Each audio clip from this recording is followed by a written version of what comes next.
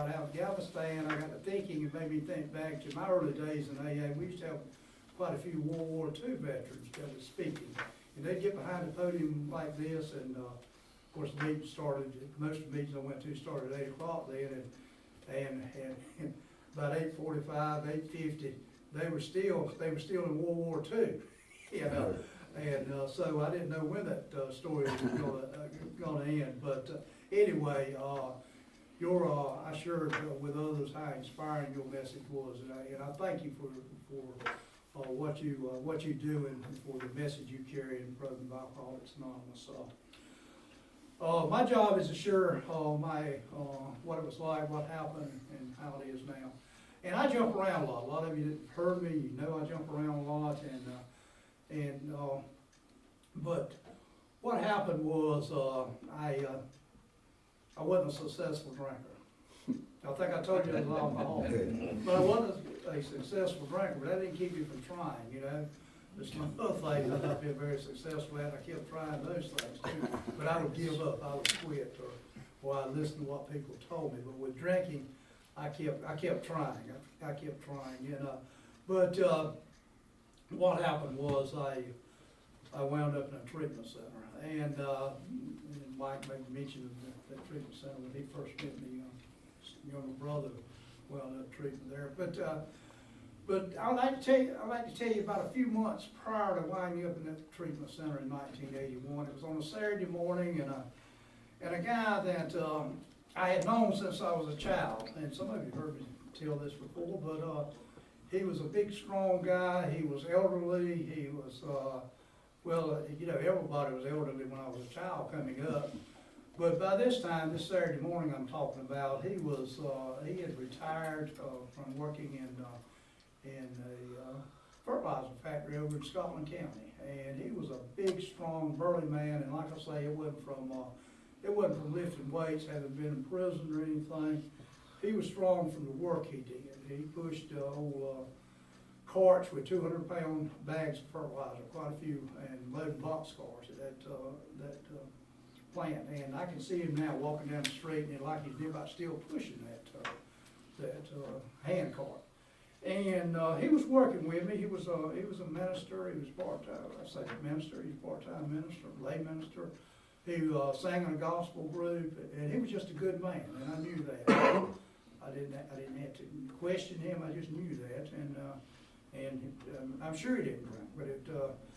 But that Saturday morning, he was in the truck with me, and my alcoholism had a grip on me at that time that I wasn't saying a whole lot, drinking or not drinking.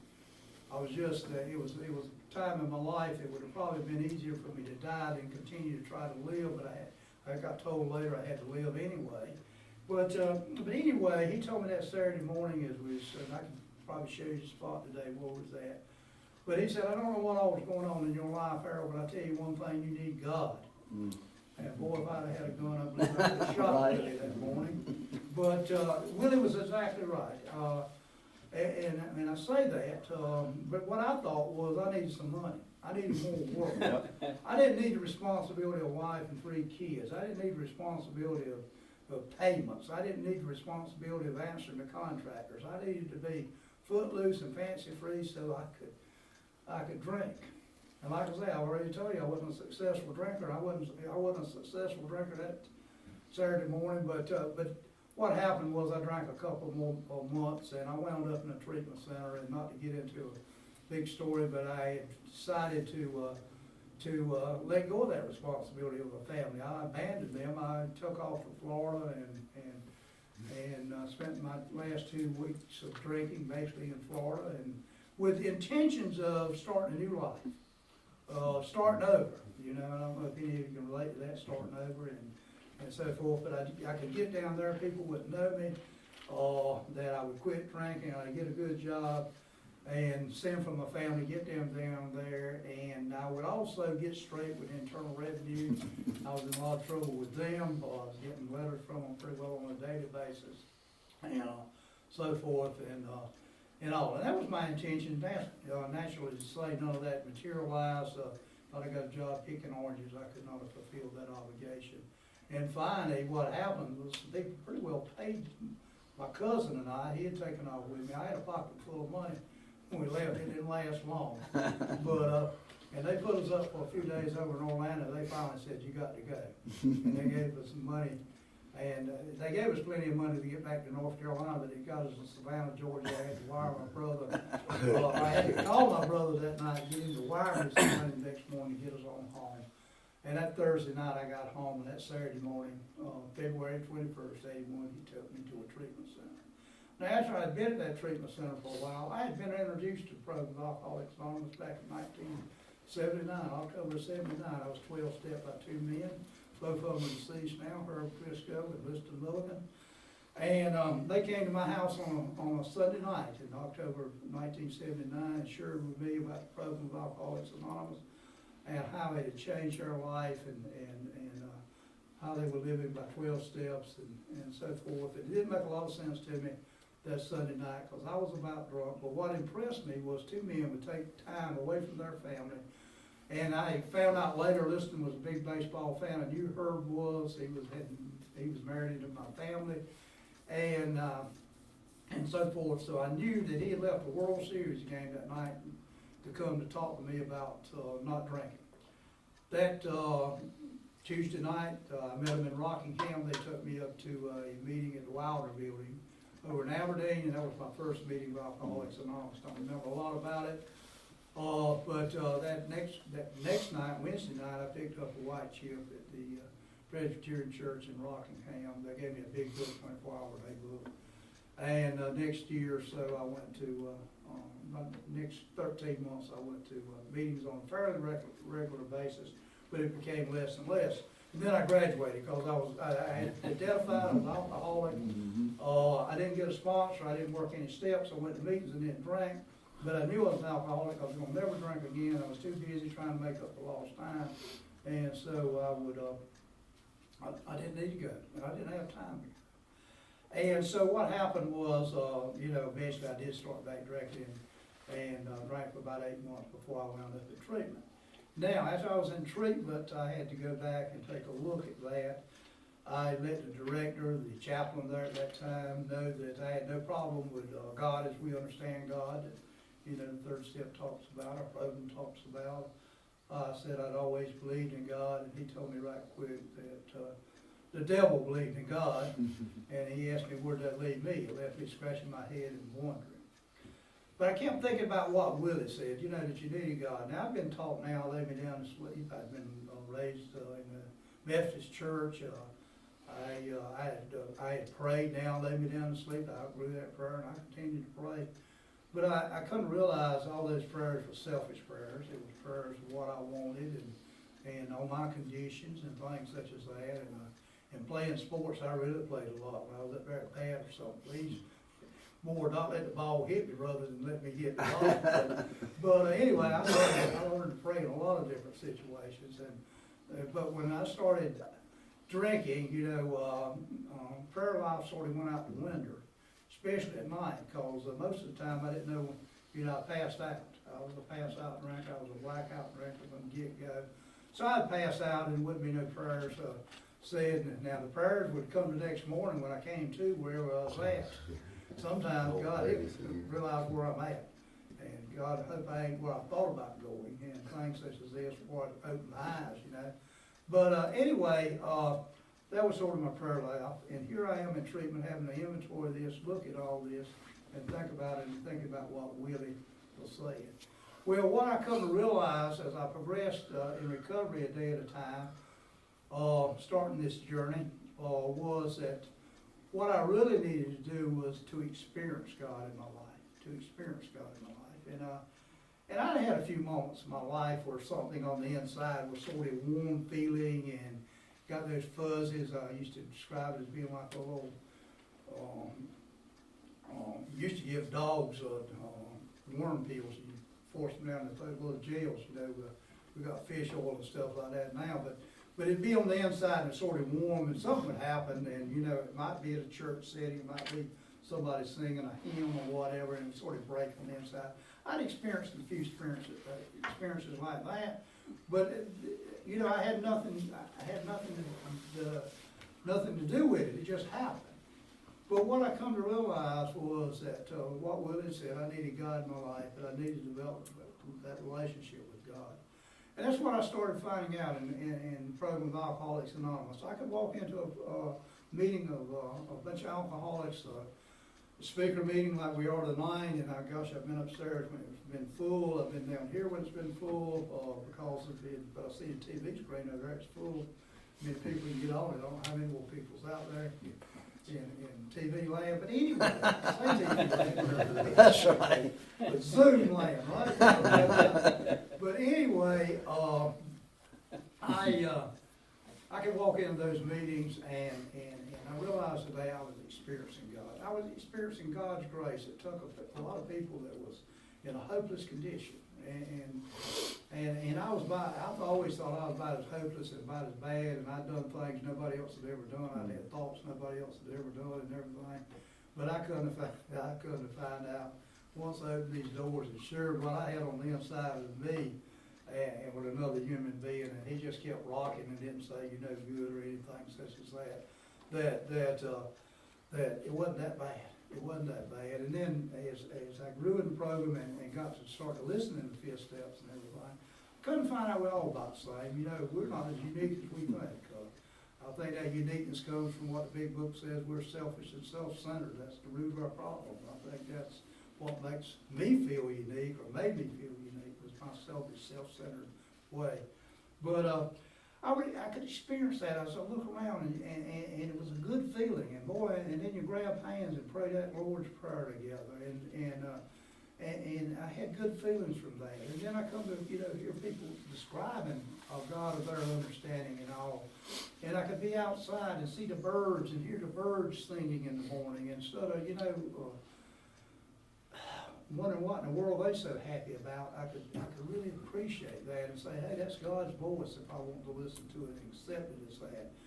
And I could be, outside and see little grasshoppers and grass hopping around and know that was God and experiencing God in my life.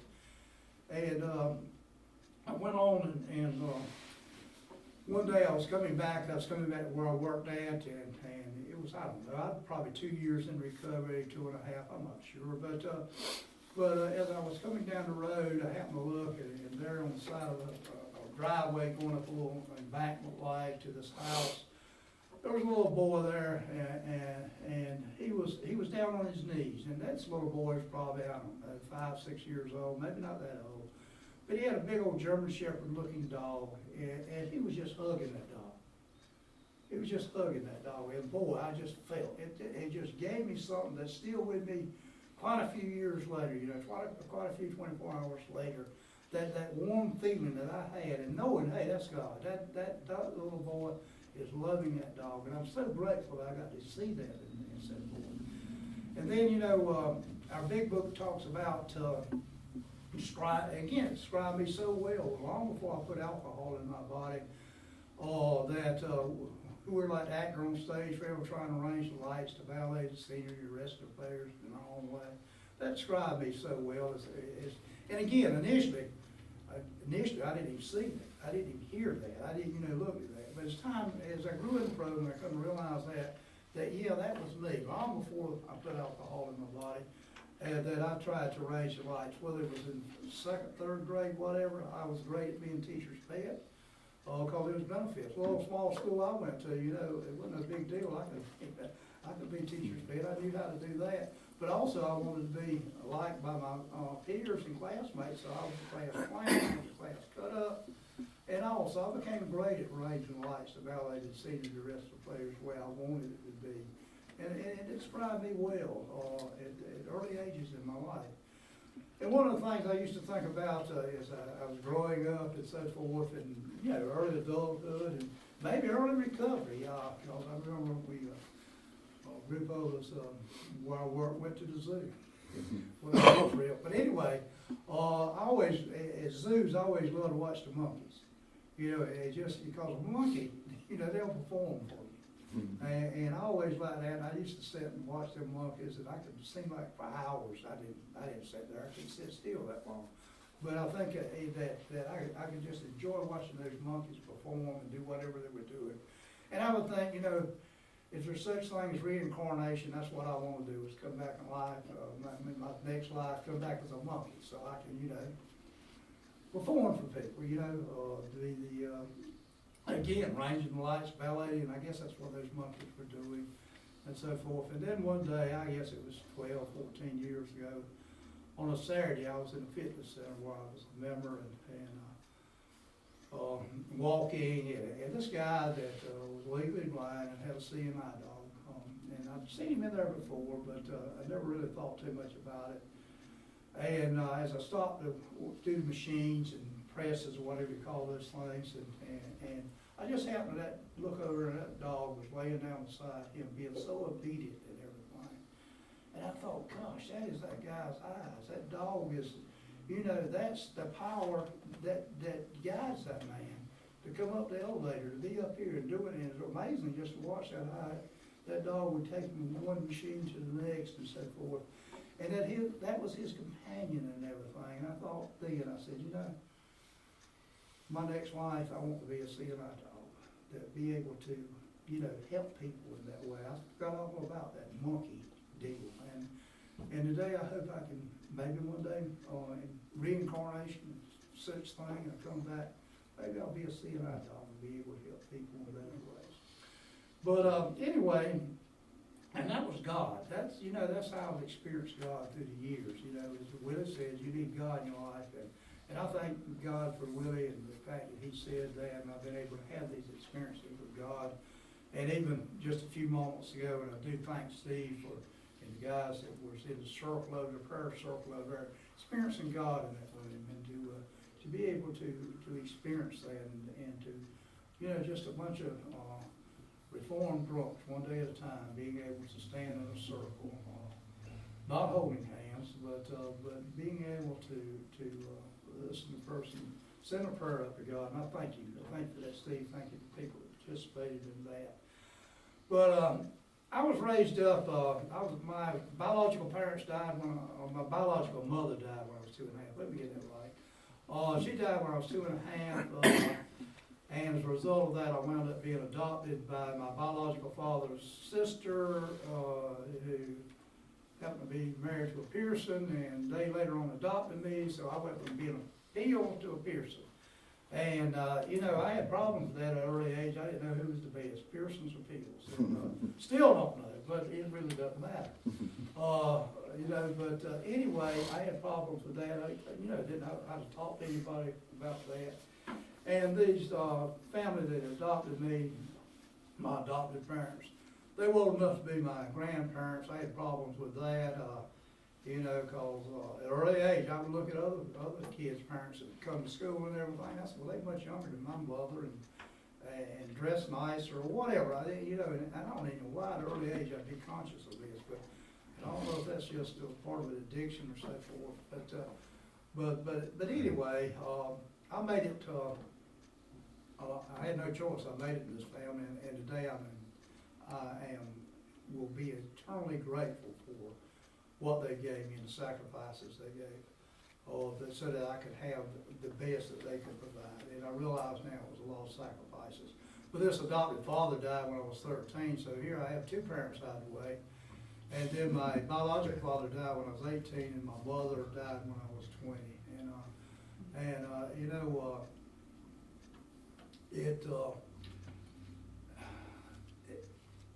Like I say, here I am, two sets of parents. By the time I'm 20, you might think it's the neighbors right away, but you know how we are. We're able to adopt and recruit the neighbors and so forth, and I was able to do that. But prior to my biological mother's death, at age 20, she was in a hospital, and we knew the death was imminent, that it was just around the corner.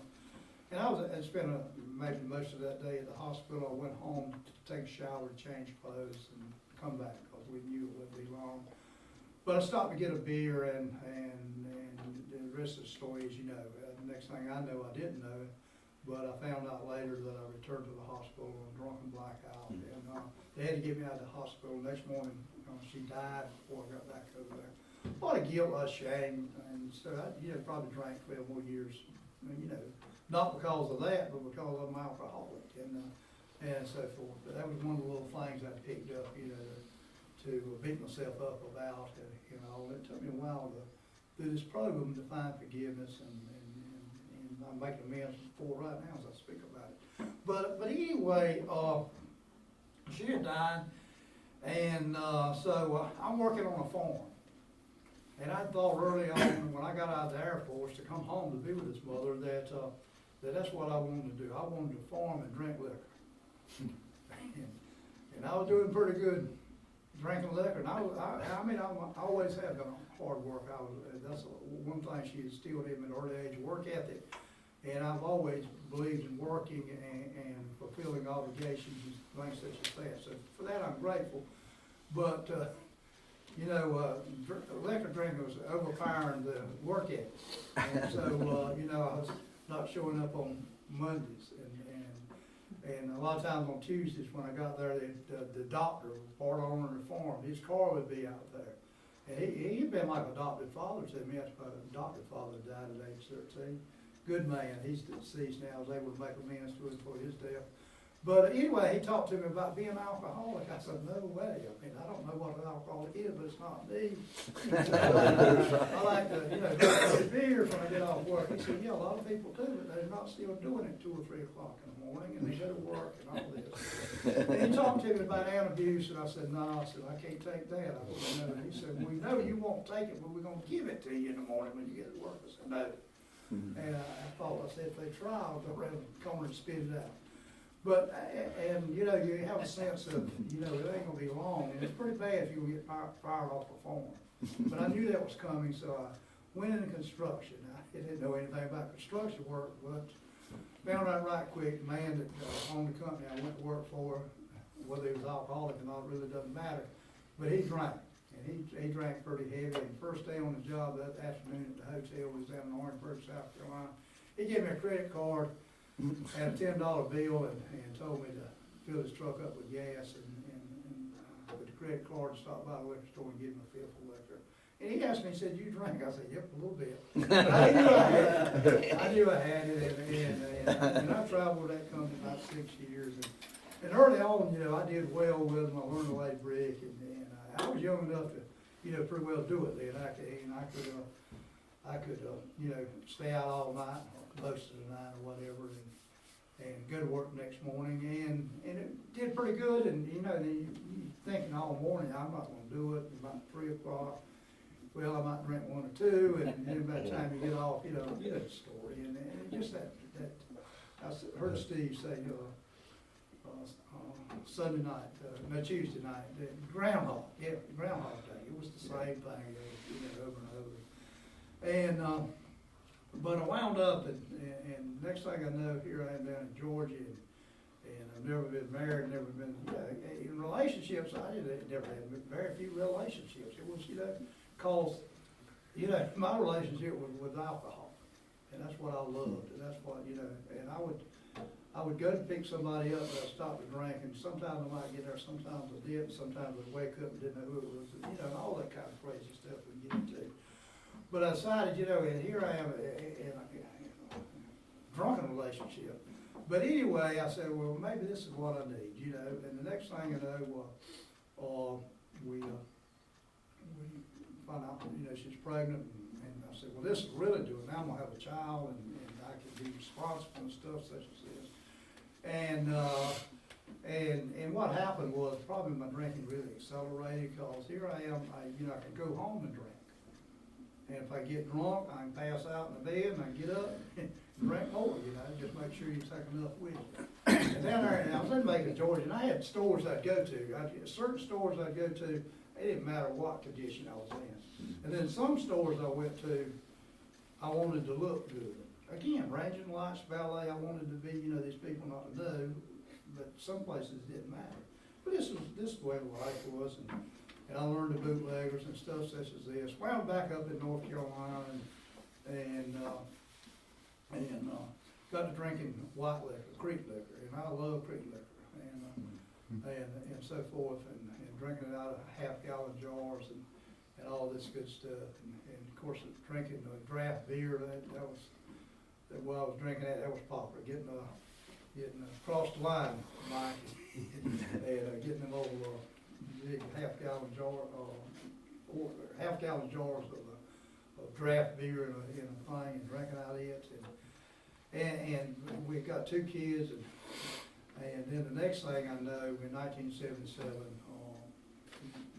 Herb and Liston 12-step. And what happened was, as I told you earlier, went to my first meeting at Wilder, and then went to meetings fairly regular, but I didn't get a sponsor. I'd hear them talk about sponsorship and the importance of sponsor, and all these people now, I can pretty well talk about them. And a guy that really made an impact on my life when I came back, Bobby Baker. I remember, and that first meeting at the Wilder building, I remember them 12-stepping Bobby Baker that night. And I remember them coming back out to the car, and 2 of them said, "We're going back, we're going to talk to him some more, but he ain't ready." I didn't know what they meant, that he wasn't ready. But I knew one thing, I was ready for him to take me home, because I'd done, and they told me not to pick up a white chip, but I'd done been to the meeting with them, but I was ready to go home, and they said, "He's not ready." And then when I did come back to treatment and so forth, Bobby, he was in recovery and inspired a lot of people and touched a lot of lives prior to his death and everything. But that's why I say most of these people are deceased now. His team Turnage, he used to talk about a simple program, simple steps, and I thought, gosh, he's not reading the same book I'm reading. But I didn't ask what's simple about it. Talk about simple steps. I didn't ask, well, explain these steps to me. I didn't ask that. I just do it myself, and I was going to meetings and not drinking. Hear him talk about 4 steps, the importance of it, and I thought, I said, I ain't got time. Now, because see, I'm not drinking, I'm going to meetings, and I'm working, and I'm trying to make up for lost time. I'm trying to make up those times. By this time, we got the 3rd child, and I'm doing pretty good in the business, and then I bought a country store, and I needed it like we need some jet airplanes sitting out here. But anyway, I bought it, because I was going to make up for lost time. I always said I didn't mind working. But this is sort of the way it was, and because I was wondering that those times that on Monday morning I didn't have money for cigarettes, and I thought that I could make up for that. Well, I think we all know you don't make up for lost time. But anyway, that's where I was at, and then finally I got too busy to go to AA. And after about, I don't know, it was in June of 1980, I walked into that store when it was hot, gosh no, and it was terrible. And I started back drinking that night. I started back with little bottles of spirits of ammonia. I drank 2 of them. Now, I drank a lot of those things earlier in my drinking to detox. I didn't know what detox was. Thankfully, I never got into detox. I probably got addicted to that. But that's why I detox myself. Little spirits of ammonia and cocoa, and I drank that, and it takes shakes away, and you could go ahead and go to work stuff. But now, here I am, after I had been about 2 years, about 2 years and 8 months, and hadn't drank other than NyQuil. I went through about 2 weeks on NyQuil. But I got me a bottle of that spiritual ammonia, told the wife too. I said, y'all about to worry me to death. She took the kids, went home. I got me a bottle of that, Coca-Cola, 4 parts of Coca-Cola, drank it, and I sat there, drank it, got me another one, and drank it, and I said, I know what I want. I wanted alcohol. I went to the bootleggers over in South Carolina, woke them up, and they'd known me. God knew they'd known me. Probably saved my life on quite a few occasions through the years. And I told them I wanted 3 half pints of 100 proof Smirnoff. I think I hadn't taken any money out of the store. That's probably all the money I had to pay for it. And when you're not drinking, you don't charge. But after you get to drinking, you charge or whatever you do to get it. But anyway, I got 3 half pints of 100 proof Smirnoff, and they asked me, said, I can't believe you. They thought my Uncle Warren was back on me. I said, no, this is for me. And they looked at me. They looked at me through sleepy eyes and said, Harold, please don't start back. Please don't start back. You've been doing so good. They thought I'd been doing good. They didn't know how miserable. God knows. I didn't realize the program of Alcoholics Anonymous was designed to clean my insides. I didn't know the 4th step and 5th step was designed to do that. I didn't realize those steps were designed to allow me to experience God and all. I didn't realize that. And they telling me, please don't, you're doing so good. They just didn't know. cause on the inside, I wasn't doing good at all. I was not doing, I was miserable. I wanted to die. I didn't, you know, I really didn't. And I wanted to be a father. I wanted to be a husband. I wanted to do all these things. And I wanted to answer those contractor calls when they call the house. And back then you had to go to the phone, you know, I mean, to the wall to do it, whereas the phone, so you didn't have. But I wanted to do these things, but you know, and that was the dilemma I was in. And some people that saw me through those years, those 2 years and 8 months, they said, "You're doing so good, we're proud of it." And I got to thinking, if you know what was on the inside of me, you wouldn't say that. You would probably try to get out of the room before explosion took place or something. They would say, your mama would be proud of you. They'd bring mama into it. She wouldn't be proud of me. Because I knew on the inside how I was. But anyway, and I told them, I said, I've got to, and that was the truth. I had to drink. I had to drink, or it would probably in a day or two I would explode it. Now, whether I'd wound up in the mental institute, dead, or whatever, it would have probably taken place. Now, they drunk 3 days, and on the job. I had my nephew here. I was getting him driving to his job, but I wasn't able to work. But anyway, I'm on the job, and it's hot. It's June, boy. It's nasty. Flies, you know, I'm laying it. They tell me this, you know. I'm laying in the truck, my mouth wide open, flies flying. You know, and they said I'd get up there once in a while and cuss people out, you know. And the man that I was contracted from, he had never seen me like this. He didn't even know I drank when I started working, you know, contracting with him. And he told me later, he said, I wanted to say something, but I was scared, you know. He said, I knew you needed money to pay people, but he said, I was scared to even ask you if you wanted to make a draw at all. And of course, I'm trying to tell him I wasn't going to do it anymore and all this kind of stuff. But I did, after those 3 days, I said, what they said in Alcoholics Anonymous is correct. This thing is progressive. It's progressive. Because I knew that I had, before I'd been able to go to work and stuff like this, but after drinking, that first night, I wasn't able to work. All I was able to do was drink for 3 days. I quit. About 2 days later, I didn't think about going back to Alcoholics Anonymous. About 2 days later, I started here, there, and everywhere else trying to duck and dodge. I didn't want people seeing me drink. It was already out that Harold was drinking again. And it wasn't good, but through God's grace, I was able to go and make it to treatment 8 months later and not get a DWI, not wind up in jail, not kill anybody. But I hear people, you know, I hear guys, you know, talk about the lengths they are willing to go to or the lengths they go to in order to drink and to do the things we do when we're under influence. And I used to think, I ain't never done that. But when I was in high school, I used to steal my mama's silver dollars and take them to school, and I could get $1.25 for them. And I was using that, you know, to buy alcohol. And a thief is a thief. It doesn't matter, you know. You're a little bit pregnant, you're pregnant. And I was a thief. And all the stuff I stole, but still when I got to treatment, I didn't think I was that bad. I really didn't think I was that bad. You know, but the truth is, I know today I'm a liar, a cheated thief because of my addiction and everything. But as a result of all that, I wound up again in the treatment facility, and my life started to change. And I didn't intend for it to come out the way it did. I didn't, you know, but life happens. And through the years, a day at a time, those 3 kids grew up. And they grew up in a recovering home. I say recovering home, I was in recovery. At a certain point in that marriage, we wound up divorcing. But here I am again thinking I am special. I think again that selfish, self-centered part of me thought I was special, and that my kids would dodge this thing called addiction. Because they went to meetings with me. They had created some scenes at meetings when they were small and so forth and all. But anyway, as a result, all 3 of them happened to have the disease of addiction. And I lost my oldest son to addiction 11 years ago this past this coming July will be 11 years ago.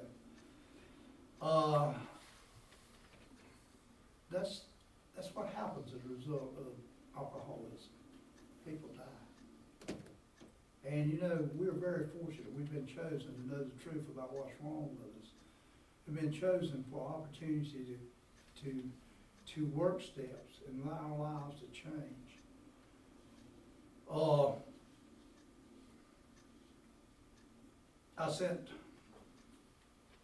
wrote a note on a sympathy card today to send to a family that lost a 37-year-old last week. And I put that I still have a lot of questions about my son's death, but I'm at peace with his death because I know he's okay. I know he's okay. I don't have any problems with that today. My youngest son, he did go to Button, I think, 21 days. I took him up there and gave him a big book on the way. Of course, he made AA meetings when he was small and everything. By the time he was 21, I think he had 3 DWIs. But anyway, I think it'll be 17 years or either 18 years. This June the 1st, he'll have alcohol, chemical free. And again, I keep going back to selfish, self-centeredness being the root of our problems. He's one of the givingest guys I know. He gives and he's involved in his community and he's all the time giving different ways and giving of his time. He's involved in his church and stuff such as that. So, I have no problem with what's going on with him. My daughter that said something that started this thing. I think a lot of you know her. She's been in these rooms here upstairs on more occasions than one. I think it should be 4 years ago. She started the journey that got her where she's at today. And I said amazement when I hear her sharing at meetings. I know last Wednesday night talking about experiencing God, and we were sitting out at picnic tables, and she was sharing. I thought, gosh, that's coming from her. That's coming from her. It touched me in a special way. Again, Willie said I needed God, and last Wednesday night I was able to experience God and God's power through the words that she shared. So I stand here tonight, and again, I tell you that I'm a very blessed, very fortunate person to have been chosen for the program of Alcoholics Anonymous. I might could have got it through a church. I just don't believe it. I think a lot of you know that and again, because of being chosen for the program of Alcoholics Anonymous and recovery through the program of Alcoholics Anonymous and chosen to work where I wound up working at, that I'm part of a worship service every Sunday morning. That's been for 35 years, I guess, a long time.